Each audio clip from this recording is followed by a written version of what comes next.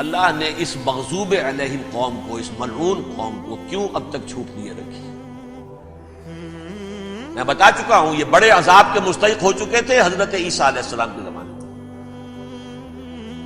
چھوٹتی ہے ابھی تک ہے، بلکہ ایک مرتبہ ابھارا ہے، 1900 برس کے بعد ابھرے ہیں یہ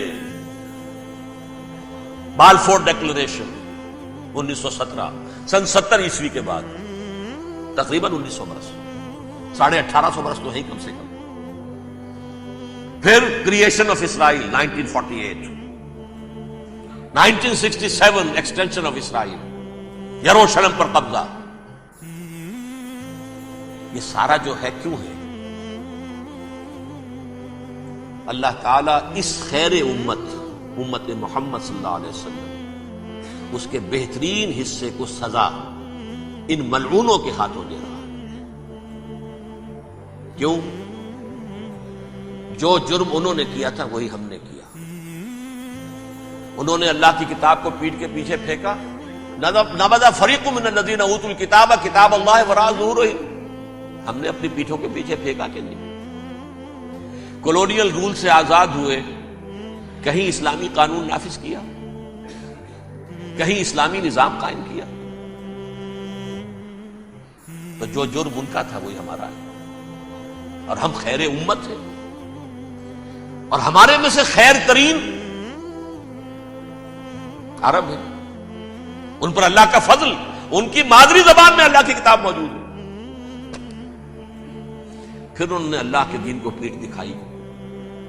جو ملک آزاد ہوا کولونیل رول سے، یا اس نے قبلہ کر لیا اپنا ماسکو کی طرف، یا کر لیا واشنگٹن کی طرف، کسی نے مکے کو قبلہ بنایا، یہ بدترین سزا ہے۔ ویل للعرب من شر قد اقترب۔ اور ترمذی شریف میں تو یہاں تک روایت ہے، من اقتراب الساعۃ ہلاک العرب، قیامت کے قرب کی ایک نشانی یہ بھی ہوگی کہ عرب ہلاک ہو جائے۔ ایک حدیث میں الفاظ آتے ہیں، حضور نے جب کہا یہ ہوگا یہ ہوگا یہ ہوگا، یہ بربادی آئے گی، تو کسی زوجہ محترمہ نام میں بھول رہا ہوں، انہوں نے پوچھا کہ عرب اس دن کہاں ہوں گے؟ فرمایا العرب یومئذ قلیل، بہت کم۔ آخری خاتمہ ہونا ہے یہود کا حضرت مسیح علیہ السلام کے ہاتھوں، وہ عذاب جو 2000 برس تک ان سے ٹلا رہا وہ آئے گا، اور ان کے رسول ہی کے ہاتھوں آئے گا۔ لیکن اس سے پہلے مسلمانوں پر یہ عذاب آ رہا ہے، ہولوکاسٹ کے درجے کا عذاب آ رہا ہے۔ البتہ ہم پاکستانی اس میں یوں سمجھ لیجئے کہ وہ تو خبریں موجود ہیں احادیث میں، وہاں تو جو ہونا ہے، اتنے انسان مریں گے، اتنے انسان مریں گے کہ ایک پرندہ جو ہے اڑتا چلا جائے گا، وہ نہیں چاہے گا کہ نیچے اترے تو کسی لاش پر اترے، اسے جگہ نہیں ملے گی زمین خالی کا کہیں اتر سکے، تھک ہار کر گرے گا، مرے گا تو بھی لاش کے اوپر گرے گا۔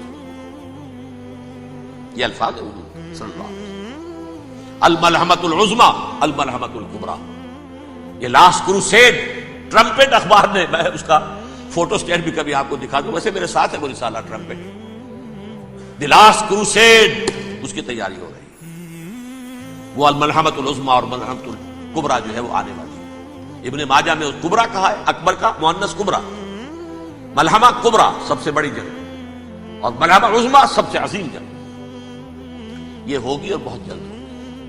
اب آخری بات کی عرض کر رہا ہوں، کریں کیا؟